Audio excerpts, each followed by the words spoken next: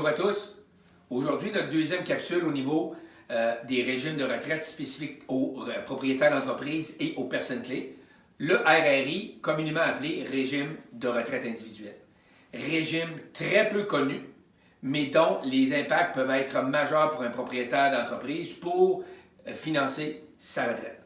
Qu'est-ce que c'est? Très simple, comme un régime à prestations déterminées, comme on est habitué de voir dans les grosses entreprises, comme exemple Hydro-Québec, les policiers ou les régimes gouvernementaux.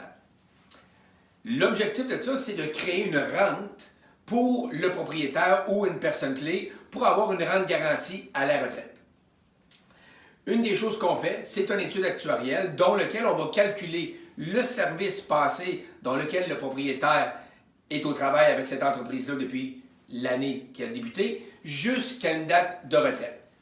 L'autre avantage, c'est que le REER, que vous avez le droit de contribuer personnellement, dans le RRI, les contributions sont plus élevées. Donc, dépenses plus importantes pour l'entreprise, mais ce n'est pas un avantage imposable pour le propriétaire d'entreprise, qui est également un élément très important pour le propriétaire. Le calcul est très simple. Il est fait avec un rendement sur les placements de 7,5 avec un taux d'inflation de 3 % pour que le revenu de retraite suive ce rythme-là. Et on calcule une augmentation de salaire minimum à l'inflation. Le régime de retraite individuelle doit avoir une étude actuarielle à tous les ans qui doit être envoyée au gouvernement parce que c'est un régime qui est enregistré. L'objectif de ce régime-là, c'est très simple.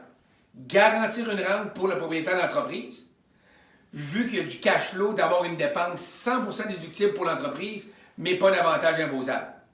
Vraiment un plan qui est à regarder spécifiquement pour les propriétaires d'entreprise. Au plaisir!